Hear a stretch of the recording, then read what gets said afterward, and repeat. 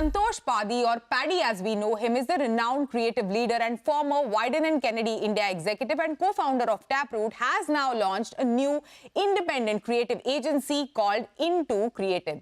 Into Creative is co-founded by Aisha Ghosh, who will serve as a CEO, along with 4 other advertising professionals. To tell us more about this, we are joined in by Paddy, who's telling us more about this new outfit, the current state of advertising business and more. Paddy, welcome to CNBC TV18. Thank you, Shibani. So, Paddy, first up, what motivated you to start Into Creative?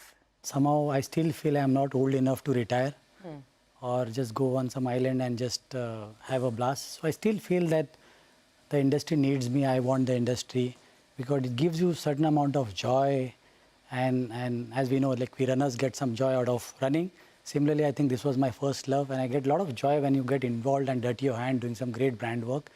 And somehow I feel if I don't do that, I mean, after my exit of Dentsu, for those 6 months, I really suffocated and I just felt I can't survive, at least now, without any work. Okay. So the work really called me, and that's why I'm back into action. Yeah, your exit from Dentsu, we'll get to that. But then in between, you were a part of Weiden and Kennedy, which I also mentioned. And that was like a brief span, considering your history with, like agencies where you have had a long tenure in the respective agencies, Paddy. The decision, as I mentioned, shocked us. Tell us more. How do you reflect upon that exit? See, I was all set after my 6 months of exit clause post Dentsu exit. I was about to start my agency. In fact, I had spoken to a few guys and they were already on board. And unfortunately, I got a call. Fortunately, unfortunately, I got a call from Weiden global guys and said, here is an offer. We want some creative head for Delhi and also for Bombay. We want somebody to head India creative product. So will you be interested? And honestly, I think Weiden and David has been my mentor in terms of looking at their work, that kind of mentor. I've always worshipped their work, BBH work and Droga 5's work. And somehow I got this feeling saying, let me work for these guys because they're known for a wonderful creative culture. And that's what made me say no to those other co-founders. And I requested them saying, we can always start this after some time if I fail in this. And unfortunately, Weiden didn't take off. I think despite we did everything right, they were a loss-making company when I came on board. I can say this now. And first year it was break-even. Second year it was 18% profit. 20 crores top line. I think they have never met these numbers in India. It was all going fine. And unfortunately, I think none of the global brands were coming to India. That's where they pulled it out. And it was a peaceful departure. And obviously, I can't sit at home. So this is what now I'm into. Paddy, your journey in advertising has been a roller coaster one, from working for big networks to starting your own, Tell us more, considering how this business is a people's business. What are your learnings, about the culture that you want to cultivate within this new outfit that you are launching right now? What is the talent? What is the kind of talent that you would want to attract? What is the culture that this agency will have? Superb question. Because, see, I think slowly from people's business, it's becoming into a commodity business. It's becoming a machine business. It's becoming an AI business. Absolutely wrong. Till you talk to consumers, till you talk to human being, there has to be a human aspect, a human understanding and a human push. And unfortunately, people have been asked to work like machines, which is absolutely wrong, especially in creative business. That doesn't work. You need to be creative enough, you need to inspire people, you need to get the best out of them. I think somehow small independent agencies are doing well because they have decided to put a guardrail or bar or what kind of rigorous push they want to do it. Unfortunately, a lot of big network agencies are under a lot of pressure to deliver. They have a lot of good talented people. But if you bulldoze with 8 campaigns for a week, that person is going to die. He'll do average work. So somehow the Indian advertising culture, the creative culture, which was wonderful maybe 8-10 years back, has taken a big time beating with a lot of brands and opportunities and platform.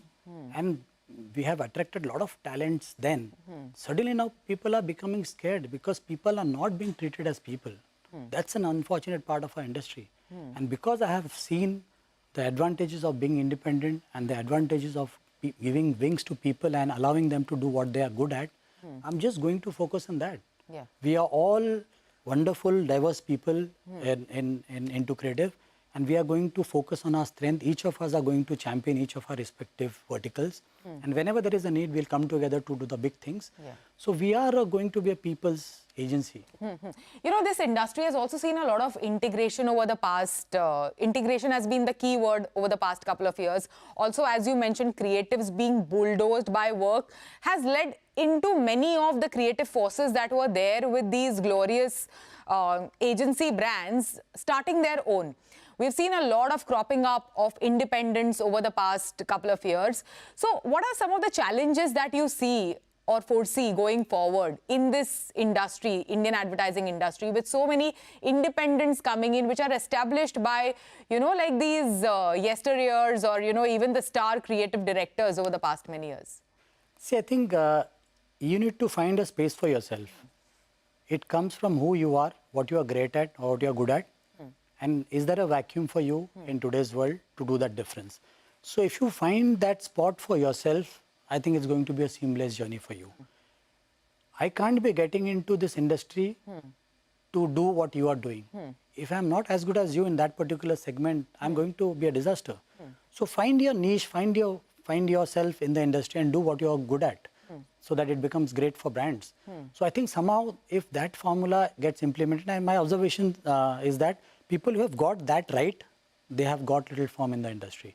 There are still some independent agencies who are struggling for last 5, 8, 10 years because they want to do, aaj main ye karta hu, today I want to do this. Okay, that guy is successful, let me try and do this model. Are you capable of doing that model? If no, please let it go. Do what you are good at. Tomorrow, Bumrah can't be an opener batsman. He has become the world's best bowler because he just focused on that. He kept doing that for years. So that's how it is. I think whatever you're good at, just make it great. Wonderful. Finally, before we go, given your vast experience in the creative business and advertising industry, what are some of the tips that you would like to give to a young creative professional entering this business? I think very importantly, be eclectic, be experimental, have patience because it's not like whatever client wants in the first go itself, it'll get cracked. So have patience. And why I said experiment, because today people have stopped experimenting. They just are doing what others are doing, or some of the great brands have done it in the past. So be willing to fail also while you experiment. Absolutely. I think sometime it will be 2 plus 2 will be 8, sometime it will be 2, sometime it will be minus 2. So be ready for that. People don't have patience. People don't have nag of experimenting. And second, be human. I think people are just, every brief they get into a machine to find an idea into it. It's not. Go, visit, meet people, meet consumers, interact with them. That's where the exact problem will come out. And then use your creative talent to solve this problem. Correct. So definitely youngsters need to learn these 3-4 things which are absolutely essential for our industry. Thank you so much, Paddy. Thanks for joining us, Pleasure. and thank you for your insights, and congratulations on launching Thank into you so much. creative. It is time for a short break. On the other side, we have Myntra's Chief Marketing Officer Sunder Balasubramanian discussing the strategies Myntra is implementing to engage with the Gen Zs.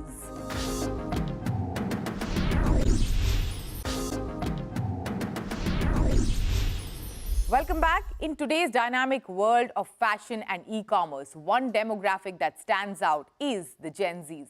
With their unique preferences and purchasing behaviors, Gen Zs are reshaping how brands approach marketing. Myntra's Chief Marketing Officer Sunder Balasubramanian sat down with us to discuss the strategies Myntra is implementing to engage this influential audience. During our conversation, Sunder shared insights into how Myntra has evolved its marketing playbook to meet Gen Z's expectations. From viral campaigns to celebrity collaborations, he detailed Myntra's innovative approach in reaching this savvy consumer base. We also explored Myntra's efforts to cater to Gen Z's financial needs and how the brand plans to keep pace with their rapidly changing shopping habits. Considering that Gen Z is, your focus right now, and it's a key demographic that's growing on the platform, that's spending more on the platform, what are some of the strategies, or what is the playbook to for Gen Zs to catch hold of more Gen Zs, to bring them on Myntra, to keep them loyal to the platform, for them to come and spend even more on the platform? I think it's been a very interesting learning journey for us on everything Gen Z. About 18 months ago, we launched Forward, which is an app-in-app property, which is tailored for Gen Z. And I think we quite early understood that one thing that's important for Gen Z is a space of their own, which is dedicated to what they seek. So that's where Forward, the idea of Forward germinated. And over time, we've realized three, four things that are very important for them. One is Gen Z is very trend first. While the rest of fashion, you would argue, is mostly brand first. Gen Z is trend first, and trend for them is not spring, summer, autumn, winter, but trend for them is this month, this week, what is trending? I want to wear that. If there is a Emily in Paris show that drops that trends, we need to curate and offer that for them then and there. So I think trend is very important. Brand is also important, but I think they lean in trend first. I think that's one interesting piece that we've understood. And therefore, our refresh rate of collections as we work with brands, we are a marketplace, we curate across different partners. Our refresh rate of selection is much faster in Forward, and that's one key part that's worked well for them. Second is the way they shop is very different, and they're again exposed digitally much more than any other audience. So they seek a much more immersive shopping experience. So you will see on Forward, you will see a much more video first approach. You will see a lot more influencers and creator content over there. You will also see the way our catalog is very different. In Myntra, you will see a large part of the catalog, which is like a studio shoot. Here, you will see a lot of it, which looks like Instagram shot. Right. So those nuances of the kind of shopping experience they seek is another piece that we've really worked on. And the third piece is value. Again, given where the life stage Gen Z is, their average spend tends to be a little lower than the non-Gen Z. We had some data that we did along with Bain, which says that non-Gen Z on an average would purchase something for about 1,200 rupees. For Gen Z, it would be closer to 600 rupees. And that's kind of how you cater to the price points itself. So it's been a function of these three that we've been on this journey. We've also learned that there isn't one Gen Z in the country, but when it's 200 million, we've identified 8 different cohorts of Gen Z. So doing that has kind of been a journey that we're on. We've gone from 8 million Gen Z customers to 16 million last year, but 200 million to go. So that's the journey we're on. Yeah, and you are an established player in the e-com space, but there are so many new entrants, who have entered this market, who are also, playing the price point, like something almost 1/5 or, sometimes even 1/10 the price of the likes of, platforms such as Zara and H&M, which is available on, these channels. So how do you compete with that? Like, what is your strategy over there? Because even they are, trying to capture that pie, when it comes to tapping. That's why I think it's important consumer. to understand value is one, facet to work on, but it's as much important to drive on just the way our selection is from a trend perspective and refresh perspective. And those are not easy capabilities for anyone to kind of work at, right? That's built over time. And the second is just how immersive you are. You want to be a shopping experience that the Gen Z keeps coming back to. And that experience, again, is something that I think Myntra as a whole has been good at from a millennial perspective. And I think we are doing that much more deeply, even from a Gen Z perspective. I think that little piece of iterative improvements and going deeper in our personalization with audience cohorts is, I think, what will set us apart versus others. And recently your campaign with Bukesh and Vishwanathan went viral.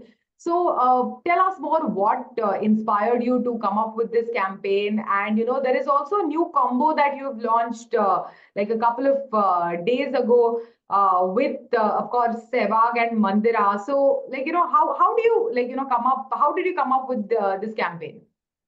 So at least on the campaign front, as we talk to Gen Z and try and unearth pieces of insights from them, a couple of things stood out.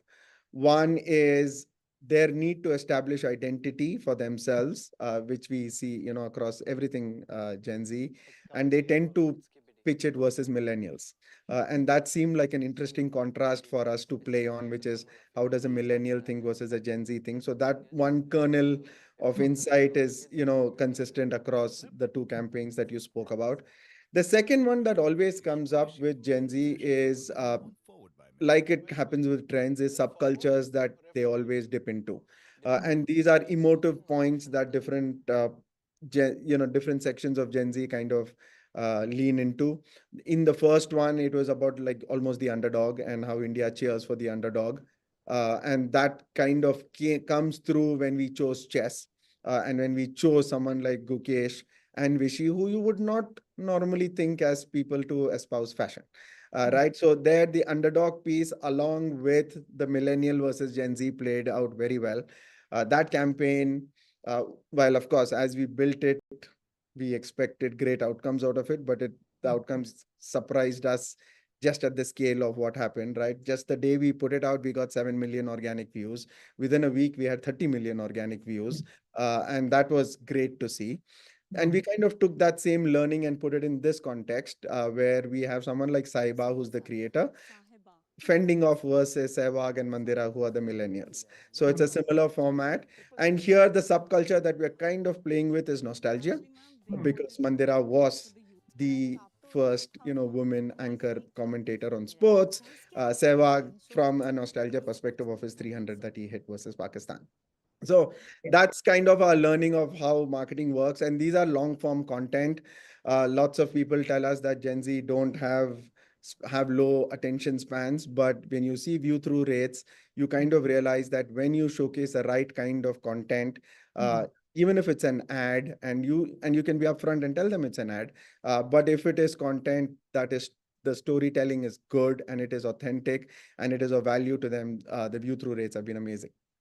Great to know that. But there's a common perception that when it comes to Gen Zs, they have limited financial resources. First, I want to ask you whether it's true, and because you also mentioned offering value to the Gen Z consumer. And having said that, what are some of the offerings that Myntra is working on to tap into their growing purchasing power, especially with all the, apart from the main job, all the side hustles and everything that the Gen Z consumers do?